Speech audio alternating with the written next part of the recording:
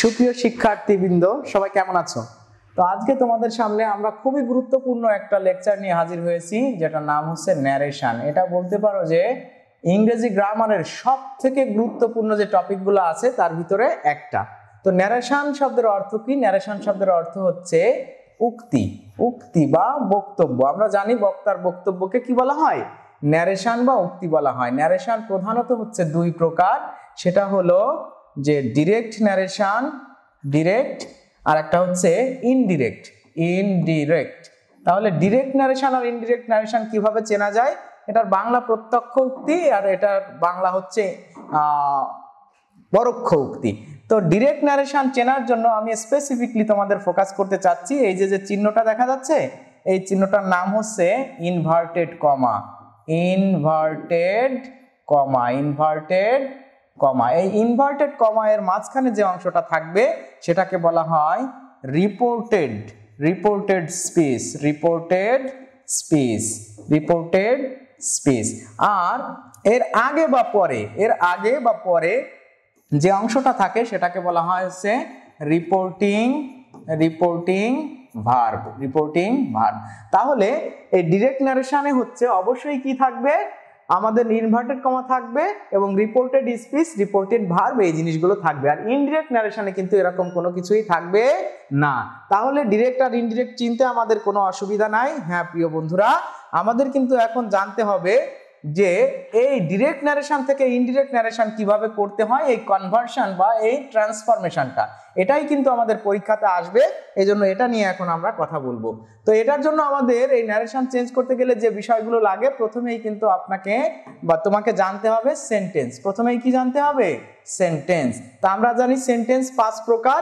সেই সেন্টেন্স 5 প্রকারের ভিতরে এক প্রকার হলো অ্যাসার্টিভ সেন্টেন্স, আর একটা হচ্ছে অপটেটিভ সেন্টেন্স, আর একটা হচ্ছে এক্সক্লেমেটরি সেন্টেন্স, আর একটা হলো ইন্টারোগেটিভ সেন্টেন্স, আর একটা হচ্ছে ইম্পারেটিভ সেন্টেন্স, ইম্পারেটিভ সেন্টেন্স। তো এই সেন্টেন্সগুলো আমি কেন লিখলাম? লিখলাম এই জন্য যে অ্যাসার্টিভ সেন্টেন্স যখন হয় তখন কিন্তু আমরা সেইড টু এর পরিবর্তে, সেইড টু এর পরিবর্তে টোল্ড ব্যবহার করব। মানে আমরা এখন কিন্তু ডিরেক্ট থেকে ইনডিরেক্টে নেওয়াটা শিখতেছি সুন্দর করে। তাহলে সেইড টু এর পরিবর্তে টোল্ড ব্যবহার করব এবং ইনভার্টেড কমাটা উঠায় দিয়ে সেটাকে দ্যাট দ্বারা যুক্ত করব। কি করব? দ্যাট দ্বারা যুক্ত করে দেব। আবার অপটেটিভ সেন্টেন্স যদি হয়, যে আমরা জানি ইচ্ছা, আকাঙ্ক্ষা, আশীর্বাদ, দোয়া, প্রার্থনা, এটা অপটেটিভ সেন্টেন্স, সেক্ষেত্রে আমরা সেইড টু এর পরিবর্তে, সেইড টু এর পরিবর্তে কি ব্যবহার করব? উইশড অথবা প্রেড ব্যবহার করব, প্রেড ব্যবহার করব। এবং এটাও আমরা দ্যাট দ্বারা যুক্ত করব, এটাও কি করব? দ্যাট দ্বারা যুক্ত করে দেব। এক্সক্লেমেটরি সেন্টেন্সে সেইড টু এর পরিবর্তে আমরা exclaimed, exclaimed with, exclaimed with sorrow, দুঃখবাচক হলে সরো, আর যদি আনন্দের হয় তাহলে জয়, যদি অবাক হয়ে যায় কেউ তাহলে ওয়ান্ডার। এগুলো দিয়ে আমরা এটাকেও কি করব? দ্যাট দ্বারা যুক্ত করে দেব, দ্যাট দ্বারা যুক্ত করে দেব। দেখো বন্ধুরা, এখানে কিন্তু 5টা সেন্টেন্সের ভিতর 3টাই দ্যাট দ্বারা যুক্ত হয়েছে। আর ইন্টারোগেটিভ সেন্টেন্স আমরা সবাই চিনি, এখানে সেইড টু এর পরিবর্তে কি আস্ক ব্যবহার করব এবং এইটা ডব্লিউএইচ কোশ্চেন বা ইফ দ্বারা যুক্ত হবে। ডব্লিউএইচ কোশ্চেন আমরা সবাই জানি, তার মানে ডব্লিউএইচ কোশ্চেন থাকলে সেটা আর কোনো কিছু দিয়ে যুক্ত করার দরকার নেই। আর যদি ডব্লিউএইচ না থাকে সেক্ষেত্রে আমরা অবশ্যই ইফ দ্বারা যুক্ত করব। আর ইম্পারেটিভ সেন্টেন্সের ক্ষেত্রে আমরা সেইড টু এর পরিবর্তে অনেক কিছু ব্যবহার করতে পারি। যেরকম সেইড টু আমরা জানি ইম্পারেটিভ মানে আদেশ, তাহলে আদেশ হলে অর্ডার্ড, অর্ডার্ড। উপদেশ, উপদেশ মানে অ্যাডভাইসড, অ্যাডভাইসড। অনুরোধ, অনুরোধ হলে রিকোয়েস্টেড, রিকোয়েস্টেড। নিষেধ হলে ফরবিড, নিষেধ হলে কি ফরবিড। যদি কোনো সাজেশন হয় তাহলে সাজেস্টেড। এরকম অনেক কিছুই আমরা ব্যবহার করতে পারি। এখানে টু দ্বারা যুক্ত করতে হয়, তবে কিছু ক্ষেত্রে দ্যাট দ্বারাও যুক্ত করতে হবে যখন লেট দ্বারা শুরু হবে সেন্টেন্স। এটা আমি একটু লিখে রাখলাম। তাহলে লেট দ্বারা শুরু হলে তখন দ্যাট দ্বারা যুক্ত করতে হয়, বাকি সব ক্ষেত্রেই টু দ্বারা যুক্ত করতে হবে। তাহলে এই বিষয়টা কি আমরা এখন ক্লিয়ার ভাবে বুঝে গেলাম, তাই না? এখন আমরা কিছু আরেকটা বিষয়, হ্যাঁ সেন্টেন্স আমাদের প্রথমত যেহেতু কাজে লাগছে, আমরা সেন্টেন্সটা ক্লিয়ার করলাম। 2 নম্বরে কিন্তু তোমাদের কাজে লাগবে যে পার্সন, এটা কোন person? First person, second person, third person. তাহলে আমাদের অবশ্যই পার্সন জানতে হবে প্রোনাউনের, এবং জানতে হবে যে এটা সাবজেক্টিভ নাকি অবজেক্টিভ ফর্ম।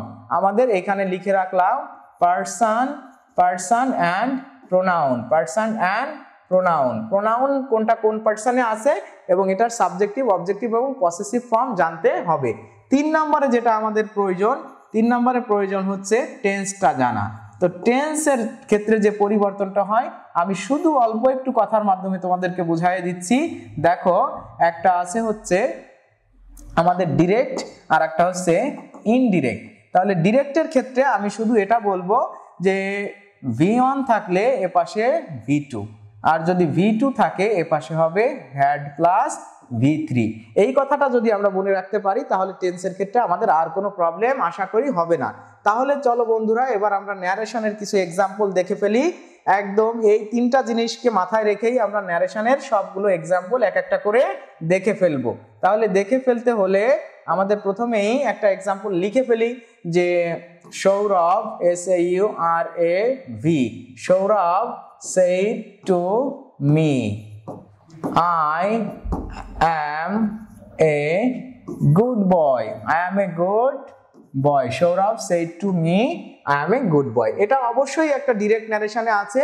দেখো এখানে ইনভার্টেড কমা আছে এবং মাঝখানে রিপোর্টেড স্পিচ, বাইরে রিপোর্টিং ভার্ব। তাহলে এই সেন্টেন্সটা কোন সেন্টেন্স? Assertive sentence. তাহলে সৌরভ সৌরভই থাকবে, সৌরভ থাকবে। এখন আমরা কি করব? এখন হচ্ছে আমরা said to এর পরিবর্তে কি ব্যবহার করব? যেহেতু এটা একটা অ্যাসার্টিভ সেন্টেন্স, said to এর পরিবর্তে আমরা told ব্যবহার করব এবং told me এর পরে আমরা that দ্বারা যুক্ত করব। দেখো একটু আগে কিন্তু আমি এই কথাগুলো বলেছি।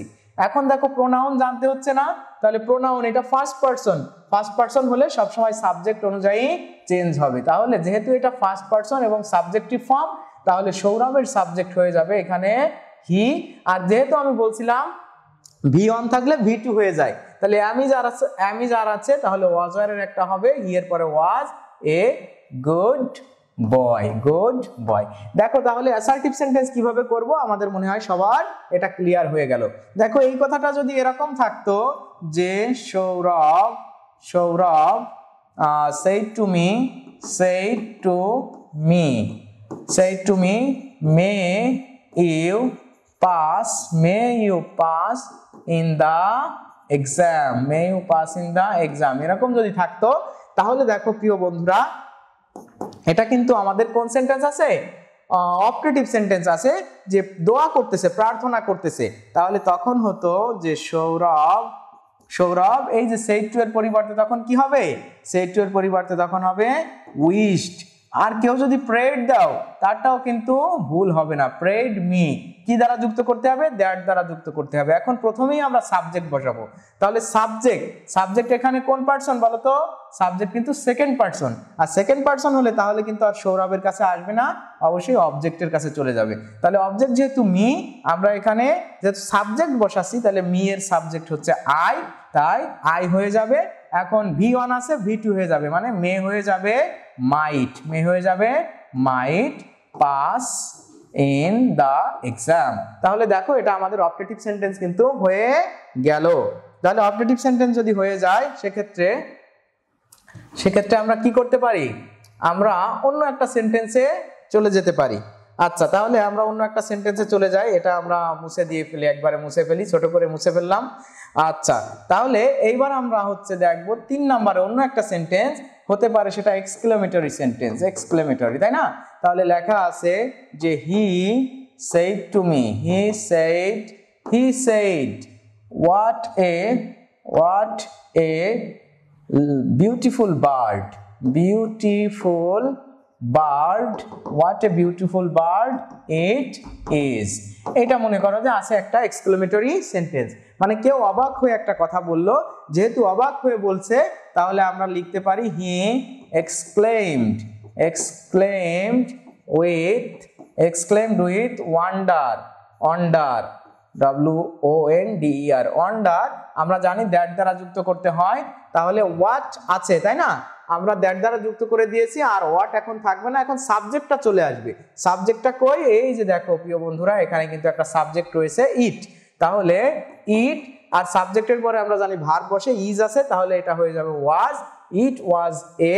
আর আমরা জানি যে কোনো সময় এই এক্সক্লেমেটরি সেন্টেন্সকে অ্যাসার্টিভ করতে গেলে অবশ্যই অ্যাডজেক্টিভের আগে একটা ভেরি বসে। It was a very beautiful, very beautiful bird, very beautiful bird. তাহলে এটা কিন্তু আমাদের একটা এক্সক্লেমেটরি সেন্টেন্সের এক্সাম্পল হয়ে গেল। আমরা যদি 4 নম্বরে একটা ইম্পারেটিভ সেন্টেন্সের এক্সাম্পল দেখি, ইম্পারেটিভ। আমরা জানি ইম্পারেটিভ সেন্টেন্স হচ্ছে ভার্ব দিয়ে শুরু হয়। she said to me open the book, open the book। তাহলে সে আমাকে বলল বইটি খোলো। তাহলে এটা একটা ইম্পারেটিভ সেন্টেন্স। আমরা এখন কি করব, এটাকে she রেখে দিলাম।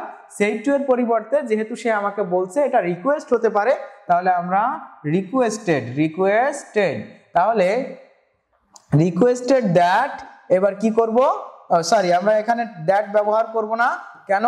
কারণ এটা হচ্ছে ইম্পারেটিভ সেন্টেন্স, টু দ্বারা যুক্ত করতে হয়। তাহলে টু দিয়ে বাকি অংশ আমরা বসায় দিলেই হয়ে যাচ্ছে। To open the book, to open the book. তাহলে ন্যারেশনের ক্ষেত্রে আমাদের 5টা যে সেন্টেন্স আছে তার ভিতরে 4টা কিন্তু আমাদের ক্লিয়ার হয়ে গেল। তাহলে এখন আমাদের বাকি আছে ইন্টারোগেটিভ সেন্টেন্স। এখন বাকি আছে কি? Interrogative sentence.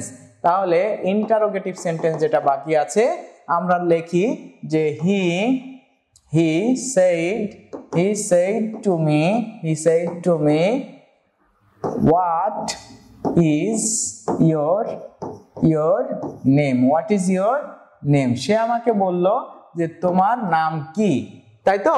তাহলে এখানে আমরা কি করব, অবশ্যই said to এর পরিবর্তে একটা asked বসাবো। he asked me কি দ্বারা যুক্ত করব? WH কোশ্চেন বা ইফ দ্বারা। যেহেতু এখানে WH কোশ্চেন আছে, তাহলে অবশ্যই WH কোশ্চেন থাকবে। এখন সাবজেক্টটা ইওর নেম হচ্ছে সাবজেক্ট। তাহলে ইওর কোন পারসন? ইওর যেহেতু সেকেন্ড পারসন, তাহলে মি এর কাছে আসবে। আর ইওর যেহেতু পসেসিভ ফর্ম, তাহলে মি এর পসেসিভ ফর্ম হচ্ছে মাই। তাহলে মাই নেম যেহেতু আমাদের কি আছে, ইজ আছে, এটা হয়ে যাবে ওয়াজ, শেষে একটা ফুল স্টপ। তাহলে প্রিয় বন্ধুরা, আমরা কিন্তু এখানে মোটামুটি ভাবে আমাদের ন্যারেশনের বেসিক জিনিসটা কি সেটা কিন্তু বুঝে গেলাম। তবে তোমাদের কিছু বিষয় এখানে মনে রাখতে হবে, সেই বিষয়গুলো আমি এখন বলে দিচ্ছি, এটা তোমরা সবাই একটু নোটিস করে রাখবা। সেটা হলো কিছু ক্ষেত্রে কিন্তু ন্যারেশনের কোনো টেন্সের চেঞ্জ হয় না, টেন্সের পরিবর্তন হয় না। কোন জায়গাগুলোতে বলতো টেন্সের পরিবর্তন হয় না? এই যে চিরন্তন সত্য বা প্রবাদ বাক্য, চিরন্তন সত্য বা প্রবাদ বাক্য, চিরন্তন বা প্রবাদ বাক্য এর ক্ষেত্রে কি হয় না? টেন্সের পরিবর্তন হয় না, টেন্স পরিবর্তিত হয় না। আর তোমাদেরকে একটা কথা আমি বলে দেব, সেটা হচ্ছে দেখো ইম্পারেটিভে কখন লেট দ্বারা যুক্ত হয়, কখন দ্যাট দ্বারা যুক্ত হয়। দেখো এরকম যদি থাকে যে they said, তারা বলল, কি বলল? যে let us do the work, এরকম যদি কখনো বলা হয়, সেক্ষেত্রে যে লেট দ্বারা যুক্ত হয়েছে এবং এরপর একটা আস আছে, আর যখনই লেট আস থাকে তখন এইখানে said এর পরিবর্তে কি বসবে? সাজেস্টেড বসবে, তখনই সাজেস্টেড বসবে। এবং এটা ইম্পারেটিভ হওয়ার ক্ষেত্রেও দ্যাট দ্বারা যুক্ত হবে, এবং দ্যাট দ্বারা যুক্ত করার সাথে সাথেই তোমার একটা কি বসিয়ে দিতে হবে বলতো? এইখানে আমি কিন্তু এটা মার্ক করে দিলাম, উই শুড। লেট আস থাকলেই একটা উই শুড বসিয়ে দিতে হবে, we should do the work. তাহলে এটা একটা ভ্যারিয়েশন ছিল, সেটাও তোমাদেরকে দেখিয়ে দিলাম। হ্যাঁ, তবে লেটের পরে আস না থাকলে তখন আর উই শুড দেওয়ার দরকার নেই, তখন সাবজেক্ট বসিয়ে এখানে মাইট হয়ে যাবে। লেট আস না থাকলে তখন মাইট হয়ে যাবে। তো প্রিয় শিক্ষার্থী ভাই ও বোনেরা, তোমরা মনে হয় এখন সবাই বুঝতে পেরেছো ন্যারেশন কিভাবে করবে। আশা করি ন্যারেশনের বিষয়টা তোমাদের সবার ক্লিয়ার হয়ে গেল। ইনশাআল্লাহ পরের ভিডিওতে আমরা নতুন একটা বিষয় শিখবো। ধন্যবাদ সবাইকে।